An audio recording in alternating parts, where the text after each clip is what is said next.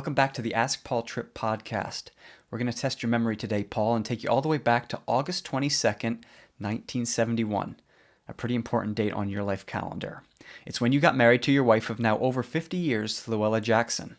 A listener asks, what song did you and Luella dance to at your wedding? Do you remember? Well, we were married at a Baptist church in Hartsville, South Carolina, deep conservative Baptist Christianity. There was no dancing at our reception. So the answer is very boring. We didn't dance. And receptions were very different. There was no sit-down meal.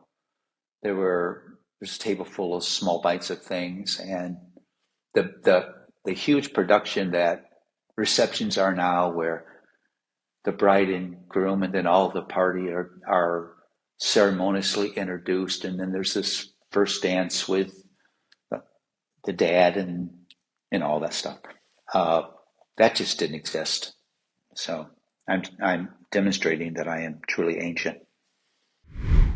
If they didn't allow dancing, did they at least allow you to have a best man and a groom's party? Yeah, we had 6 on each side. Yeah, most of them was college friends. My best man was Doug Stromberg, and he was a long-term friend through college. And yeah, we had a wonderful wedding. It's very formal. We wore the English morning coats, the tails, with the cravat and the waistcoat, the vest. So yeah, it was a great celebratory, formal, lots of beautiful Bach music in our wedding. So it was great. And we wrote our vows, but we were very careful to write biblical vows. So let's rewind the clock even further back to when you first laid eyes on Luella. Most people have heard or read your story about you seeing her in the lunch line at Columbia Bible College and how for you, it was love at first sight. Yet for Luella, it was just first sight. Were you actively looking for someone to marry, or was it just an initial physical attraction that got your attention? I was not searching for a bride. I was 17 years old, my first year of college. I went to Christian college because my parents wanted me to do that, at least for a couple years. I wanted to be a journalist, to write, and I knew I had communication abilities because I decided to be in a speech team in high school, and I was a champion in that.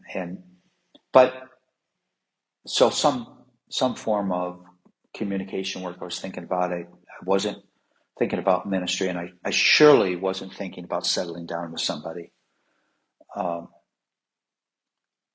Luella first attracted me physically. She was beautiful and stylish. And then as we spent time together, we just connected in so many different ways. And she thought I was a crazy man because of my sense of humor and whatnot, but once asked me what I wanted to do with my life, and I said, I don't care. I just want to be where God wants me. And she thought, now I'm interested. And so it really developed which I think is a wonderful thing, it really developed as a friendship before it was a romance. And lastly, to conclude today's episode, what counsel would you have for young men or women who have a desire to get married? How should they be thinking about looking for a potential godly spouse? Yeah, I don't think you should shop for a spouse like you shop for a new lamp. I think there's something weird about that. I think if you're hanging with godly people your age,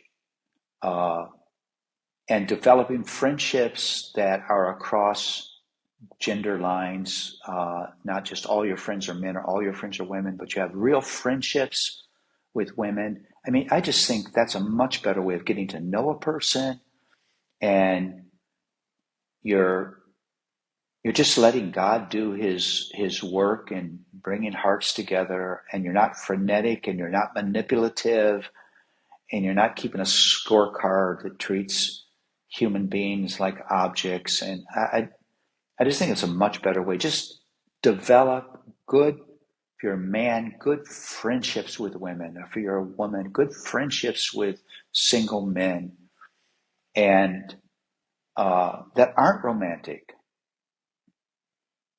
that are part of your life in the Christian community. And out of that, I think, really solid relationship. I'm thankful that Luella's my friend before she was my lover. Sorry, one more follow-up question, Paul, and then I'll let you go. You just told the story of how you got Luella's attention by saying, I just want to be where God wants me. Was there a similar moment for you where Luella said or did something and you knew in that moment, this is a woman I want to marry? Oh yeah, she just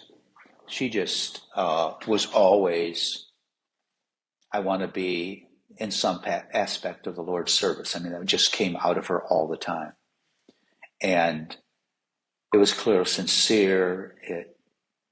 It was a very important value for her to serve the Lord in some way. So I'm seeing this hip, beautiful young woman, but inside has real character and real love for the Lord, and a desire to live a life that is useful in his hands. And neither one of us were at a place where we knew what that meant, but we wanted to be open. And she then felt like, because that was her desire, that because that was my desire too, she could be open with me because of that. Listen, you want to involve yourself with a person who loves Jesus infinitely more than they love you.